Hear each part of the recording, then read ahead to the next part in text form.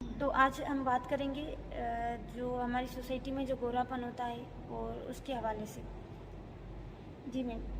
तो मैम आप हमें जो है जैसे हमारी सोसाइटी में जो है वो अगर हम सिंपली ऐसा कहें कि डिस्क्रिमिनेट किया जाता है या कलर के हवाले से, या उनको जो है प्रायोरिटी नहीं दी जाती, जो जैसे कि फेयर कलर और जो ब्राउन कलर है या फिर जो स्किन जिनकी फेयर नहीं होती, तो इसके पीछे क्या वजूहत है मैम? इसके पीछे जो असल वजूहत तो यही है कि हमारे ऊपर जो है अंग्रेज़ों ने बहुत अरसा हुक्मरानी की है। यस ठीक है मैम। ना। आपको पता है बड़े सग़ीर में हमेशा से अंग्रेज़ों ने हुक्मरानी की है। Yes ma'am. तो हम लोग अभी तक उनके जो है ज़हनी तौर पे, बेशक वो यहाँ से चले गए हैं, लेकिन ज़हनी तौर पे हम सफ़ेद जो रंग है ना उसके अभी तक ग़ुलाम हैं। ठीक है। और इस यही वजह है कि मैंने आज आपको यही बोला कि क्योंकि मैं एक दो शादियों पे गई और एक दो यस मैम। पार्टीज़ में मैं जब शरीक हुई, बाहर के दुनिया में मैं रह के आई हूँ, कहीं पे भी ऐसे नहीं होता, लेकिन मैंने देखा कि यहाँ पे जैसे ही औरतें देखती हैं कि किसी का गोरा रंग है तो कहेंगी हाय कितना गोरा रंग है। इससे जो जिसका नहीं इतना कम्प्लेक्शन गोरा होता उसको काफ़ी फील होता है। और मैं छोटी छोटी बच्चियों को जब देखती हूँ कि मुंह पे वो छुप छुप के पाउडर लगा रही होती हैं और इसके अलावा क्रीमें यूज़ कर रही होती हैं जिसके सेवरल साइड इफ़ेक्ट्स हैं। बिल्कुल मैम। कैंसर हमारे मुल्क में इतना फैल रहा है। और यानी कि इस वजह से मैं ये चाह रही थी कि मैं आज आपसे यही डिस्कस करूं कि मैं अपनी जो अब हमारी जनरेशन आ रही है उसको मैं ये बोल सकूं कि खुदा के लिए अपने दिल से, अपने दिमागों से जो है वो ये गोरा और काले को निकालें और सलाहियात पे तवज्जो दें। इंसान की इज़्ज़त उसकी एजुकेशन से, उसकी सलाहियत से, उसकी अखलाक से, उसकी एबिलिटी से होती है, उसके रंग से नहीं होती। बिल्कुल मैम, आपने जो है वो इतनी अच्छी आइडियोलॉजी बताई है कि हम सिर्फ जो जाने जाते हैं वो सिर्फ अपने स्किल्स और एबिलिटीज़ के बिहाफ पर जाने जाते हैं, ना कि जो अपना नाम है या फिर हम कैसे दिखते हैं। सो मैम, क्या हम इसको जो है कलर कॉम्प्लेक्शन कह सकते हैं? तो कलरिज्म इसको बेसिकली बोलते हैं कि यस मैम। जो है आप इसको रेसिज्म के उस पर भी ले सकते हैं। Yes ma'am. ठीक है। लेकिन बेसिकली हम इसको कलरिज्म कहेंगे। और यस मैम। मसला ये है कि इसकी वजह से हमारी जो ख़ास तौर पे जो हमारी बच्चियां हैं जो कि अपनी सलाहियात और बहुत कामों में इस्तेमाल कर सकती हैं, यस मैम। उनकी आधी एनर्जी तो इसी में ही ख़त्म हो जाती है कि वो अपना रंग गोरा कर लें किसी तरह। ना कि जो अपना नाम है या फिर हम कैसे दिखते हैं। सो मैम, क्या हम इसको जो है कलर कॉम्प्लेक्शन कह सकते हैं? तो कलरिज्म इसको बेसिकली बोलते हैं यस कि मैम। जो है आप इसको रेसिज्म के उस पर भी ले सकते हैं। Yes ma'am. ठीक है। लेकिन बेसिकली हम इसको कलरिज्म कहेंगे। और यस मैम।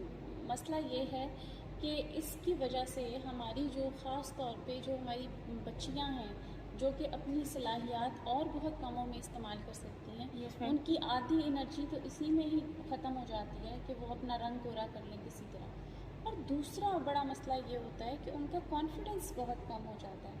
ठीक है। जब एक इंसान की खूबसूरती जो है वो उसका कॉन्फिडेंस होता है। जैसे मैं 6-7 साल, आपको पता है मैं बाहर यूके में रह के आई हूँ, यस मैम। अमेरिका भी, मैं पूरी दुनिया देखी है। और वहाँ पे जो खूबसूरती और जो एलिगेंस जिसको समझा जाता है वो आपके कॉन्फिडेंस को, आपकी एबिलिटीज़ को, इवन कुछ लोग तो वहाँ पे खुद अपना रंग जो है वो टैन करते हैं।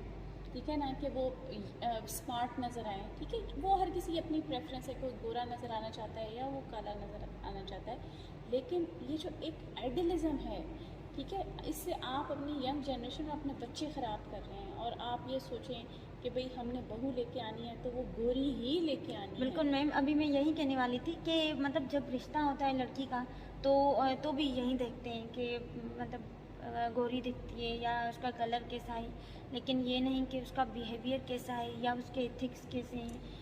इसकी भी असल वजह ये है कि हम माओं का फ़र्ज़ है। जैसे मेरा छोटा सा बेटा है, ठीक है, जी वो सर। अभी से ही इस चीज़ के बहुत ख़िलाफ़ है कि कलर, उसकी एज कितनी है, उसकी एज 5 इयर्स है और वो इस चीज़ को बिल्कुल रियलाइज़ करता है और इस चीज़ को बहुत उसको बाकायदा उसको अनएजुकेटेड बंदा समझता है जो कि डिस्क्रिमिनेट कर रहा हो ऑन द बेसिस ऑफ या आइडलाइज़ कर रहा हो किसी के रंग को।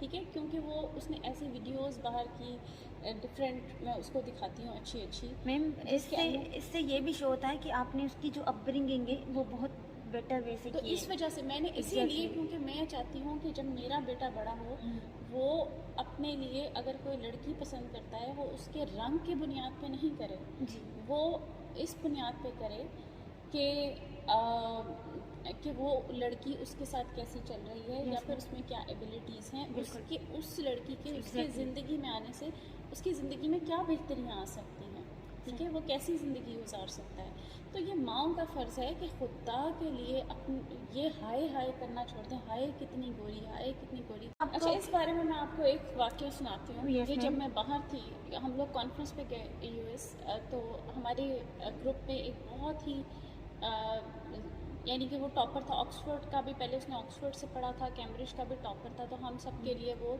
बहुत ओलिवर उसका नाम था, हम उसको बड़ा समझते थे कि भाई ओलिवर जो है बहुत अच्छा टेनिस भी खेलता था, बहुत एक्स्ट्रा ऑर्डिनरी उसकी पब्लिकेशंस थी। सही। तो हमने हम जब वहाँ गए तो उसने कहा मेरी फैंसी आएगी, तो हमने कहा पता नहीं, और वो जिस तरीके से उसका इंतज़ार कर रहा था, बार बार उठ के उसने देखना कि आ रही है कितनी देर में, अभी 5 मिनट में डोनिया, उसका नाम डोनिया था, सही। तो आ रही है, 10 मिनट में आ रही है, काफ़ी वो।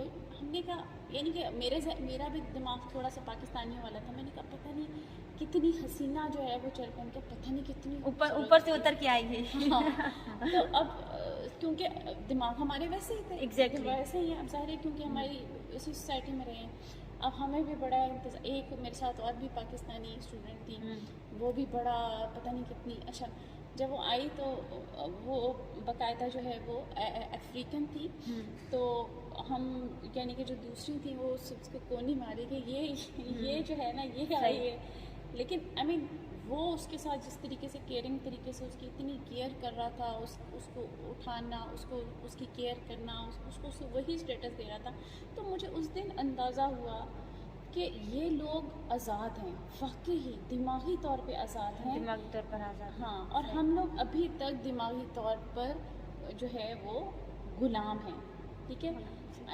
और फिर मुझे पता है कि विदिन, वो बहुत अच्छी आर्किटेक्ट थी, विदिन 2 years उन लोगों ने अपना एक बहुत अच्छा सेटअप बनाया है, वो he is having an amazing life ahead, ठीक है।